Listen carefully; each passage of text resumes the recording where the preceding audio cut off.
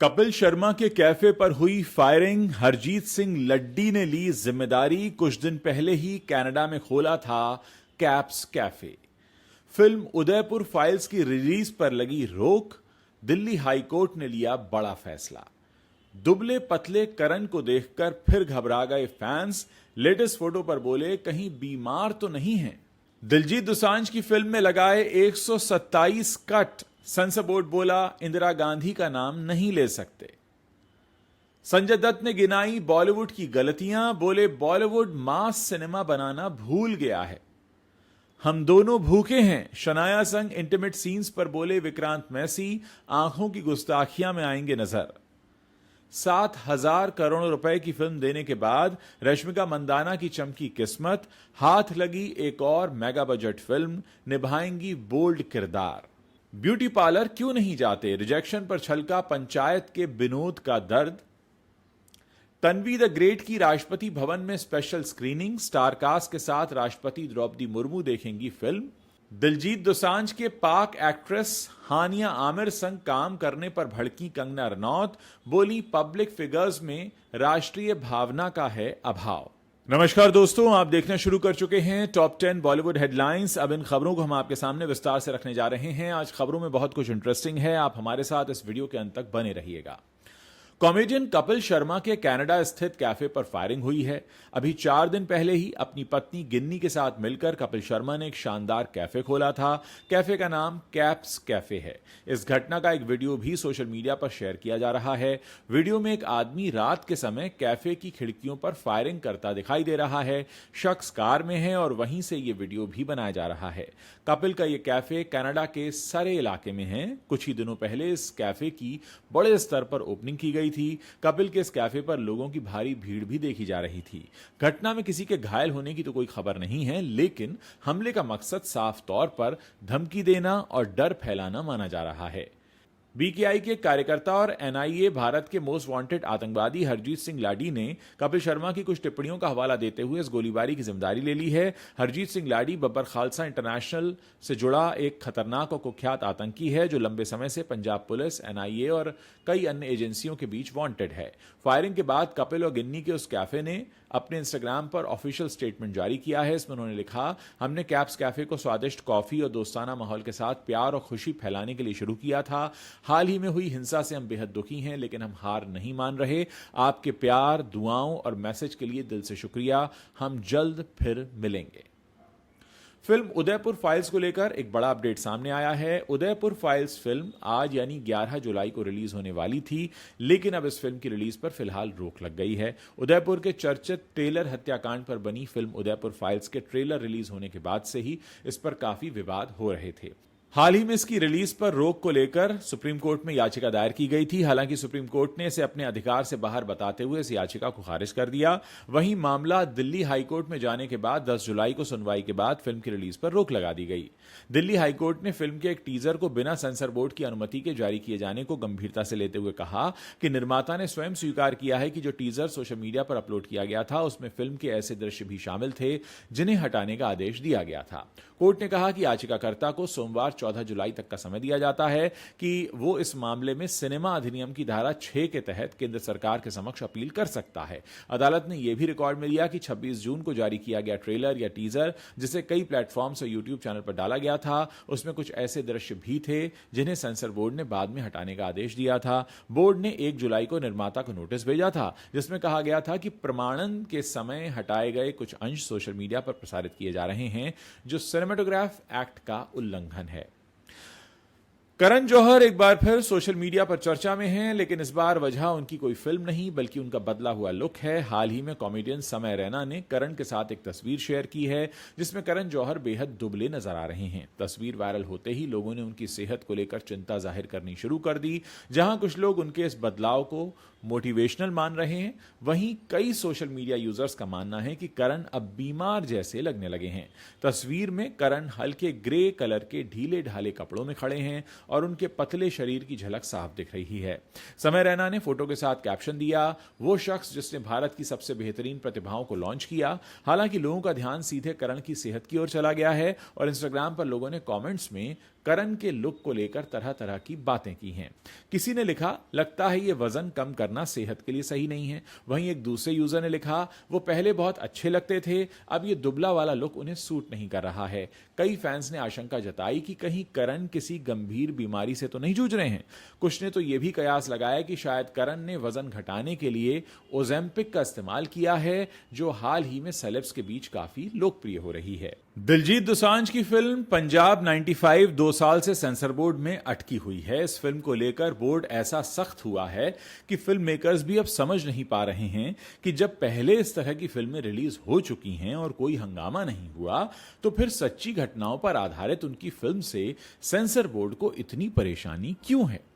Film के director Honey Trehan बताते हैं कि सेंसर बोर्ड उनकी फिल्म को लेकर किस तरह के कट्स सजेस्ट कर रहे हैं। हनी ने कहा कि फिल्म में गुरबानी है, अब पंजाब की फिल्म है तो उसमें गुरबानी होगी तो प्रॉब्लम क्या है, आप गुरबानी निकाल दीजिए। इसकी वजह क्या है ये उनको भी नहीं पता। इसके अलावा उनका कहना है कि तरन तारन का नाम नहीं लिया जाएगा, दुर्ग्याना पट्टी, ये सारी वो जगह हैं जो फैक्ट्स हैं, जो लीगल डॉक्यूमेंट्स में हैं। हनी ने बताया कि तरन तारन शमशान घाट से पहले 600 लाशें मिली थीं, बाद में आंकड़ा बढ़कर 2097 हो गया, इसके बाद 6017, इसके बाद जब जज खालड़ा साहब की जो लड़ाई थी वो एस्टिमेटेड 25,000 लाशों पर थी। 25,000 का आंकड़ा आप नहीं बोल सकते, ये सारे नंबर नहीं यूज कर सकते, इन जगहों के नाम नहीं ले सकते, इन सबको फिक्शन कर दीजिए। इंदिरा गांधी का नाम नहीं ले सकते, उनके नाम को लेकर एक लाइन है मेरी फिल्म में कि पंजाब 95 इंदिरा गांधी की हत्या हुए 11 साल हो चुके थे और पंजाब में सरकार बने 3 साल।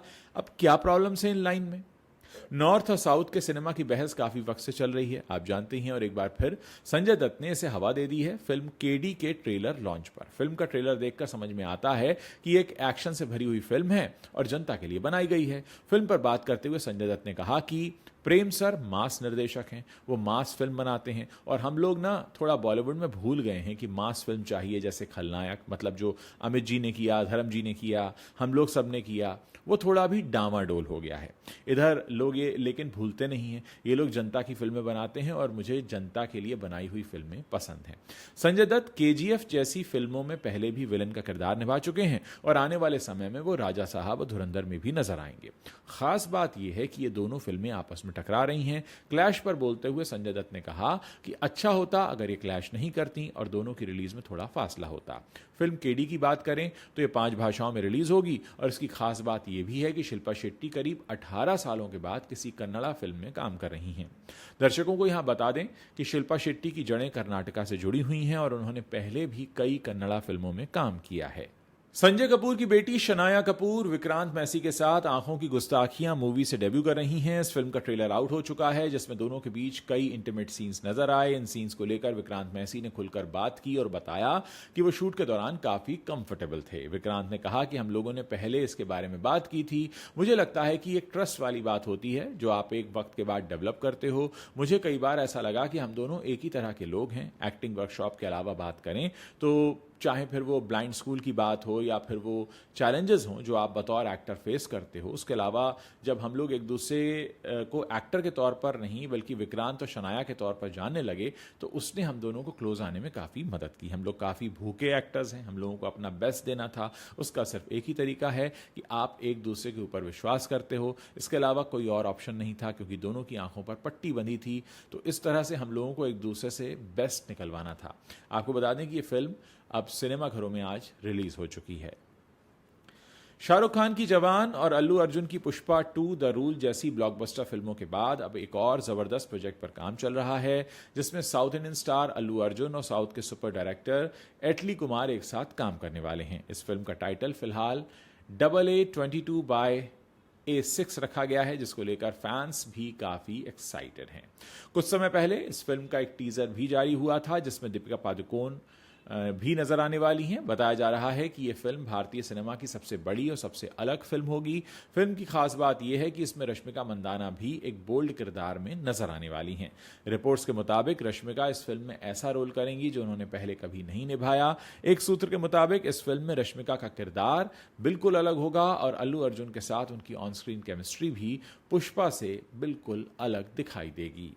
बताया जा रहा है कि रश्मिका ने फिल्म के लिए अपना लुक टेस्ट और बॉडी स्कैन भी लॉस एंजलिस में पूरा कर लिया है। ये फिल्म 2 अलग अलग यूनिवर्स में सेट है और इसे एक हाई कॉन्सेप्ट एक्शन फिल्म के तौर पर बनाया जा रहा है। इस प्रोजेक्ट में सिर्फ अल्लू अर्जुन, रश्मिका और दीपिका ही नहीं बल्कि जाह्नवी कपूर और मृणाल ठाकुर जैसे बड़े चेहरे भी एक साथ नजर आएंगे।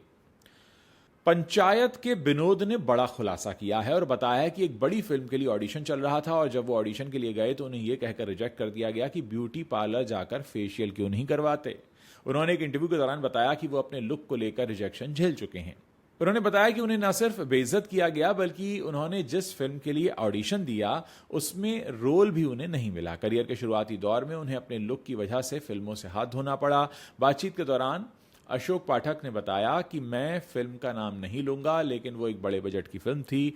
मेरा ऑडिशन हो चुका था, उस प्रोजेक्ट में मेरा एक अहम रोल था, सब कुछ ठीक चल रहा था लेकिन मुझे फाइनल कॉल नहीं मिल रही थी। लेकिन बाद में फिर मुझे फोन आया ये बताने के लिए कि मेरा रोल कंफर्म हुआ है या नहीं, बल्कि उन्होंने तो मुझे ये बताया कि तुम ब्यूटी पार्लर जाकर फेशियल क्यों नहीं करवाते, चेहरे पर थोड़ी शाइन आ जाएगी।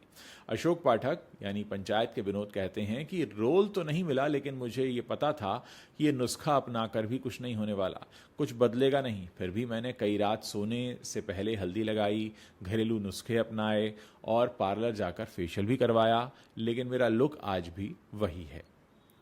ऑटिज्म और इंडियन आर्मी पर आधारित अनुपम खेर की फिल्म तन्वी द ग्रेट लगातार सुर्खियों में है। ये फिल्म 18 जुलाई को रिलीज होने जा रही है, लेकिन इससे पहले राष्ट्रपति द्रौपदी मुर्मू के लिए राष्ट्रपति भवन में इसकी खास स्क्रीनिंग रखी जाएगी। फिल्म को प्रतिष्ठित राष्ट्रपति भवन सांस्कृतिक केंद्र में दिखाया जाएगा। इस दौरान उनके साथ फिल्म की कास्ट एंड क्रू के कुछ सदस्य मौजूद रहेंगे।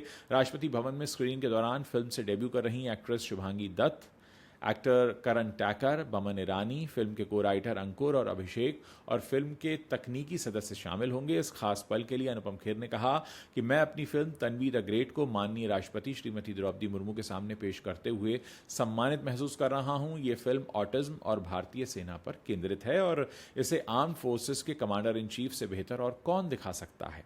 एक लीडर के तौर पर वे शालीनता और अग्रणी नेतृत्व की प्रतिमूर्ति हैं। हम सभी बेसब्री से उनके द्वारा फिल्म देखने का इंतजार कर रहे हैं। बता दें कि इस फिल्म में इंडियन कलाकारों के अलावा कुछ इंटरनेशनल कलाकार भी दिखाई देंगे। फिल्म में जैकी श्रॉफ, अरविंद स्वामी, बमन ईरानी, पल्लवी जोशी, करण टैकर, नासिर, अनुपम खेर और इयान ग्लेन भी अहम भूमिका निभा रहे हैं। सरदारजी 3 में पाकिस्तानी एक्ट्रेस हानिया आमिर के साथ काम करके दिलजीत दोसांझ को भारत में काफी आलोचना का सामना करना पड़ा है। हालांकि दिलजीत दोसांझ की फिल्म सरदारजी 3 को भारत में रिलीज नहीं किया गया है। यह फिल्म ओवरसीज में रिलीज हुई है, लेकिन पहलगाम आतंकी हमले के बाद से भारत और पाकिस्तान के बीच चल रहे तनावपूर्ण संबंधों की वजह से दिलजीत दोसांझ को पाकिस्तानी एक्ट्रेस हानिया के साथ काम करने की वजह से लोगों ने उन्हें खूब खरी खोटी सुनाई है। वहीं अब एक इंटरव्यू में कंगना ने इस विवाद पर खुलकर बात की है और कहा है कि उन्हें लगता है कि पब्लिक फिगर्स में एकजुट होकर राष्ट्रीय भावना के साथ काम करने का अभाव है।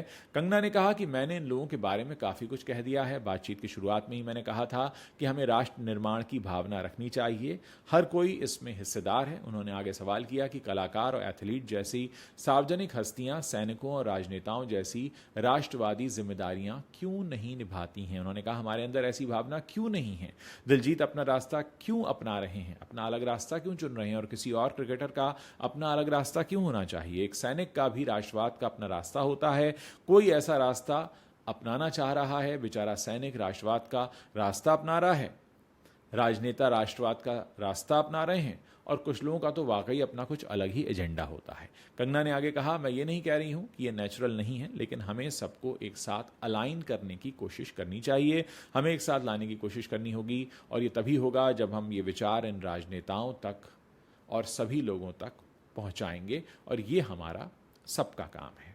तो दोस्तों ये वो 10 बड़ी खबरें हैं जो इस समय इंटरनेट पर छाई हुई हैं। अगर आपको वीडियो पसंद आया हो तो इसे अपने दोस्तों के साथ शेयर करना मत भूलिएगा।